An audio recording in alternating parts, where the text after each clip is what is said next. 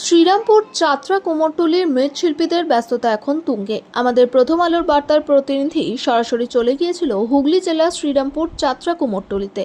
এখানে সরাসরি আমাদের পর্দায় ক্যামেরায় ধরে নিলাম সেই মৃৎশিল্পীরা দিনরাত এক করে দুর্গা প্রতিমার কাজে ব্যস্ত হয়ে পড়েছে। পুজো আর মাত্র হাতে গোনা কয়েকদিন বাকি।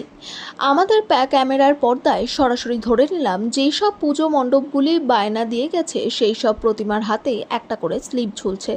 আমরা যে প্রতিমার কাছে গিয়েছিলাম সেই মালিক কার্তিক পাল তিনি নিজে এবং তার মৃৎশিল্পী কর্মচারীদের ব্যস্ততা দেখলাম সত্যি অবাক করার মতো।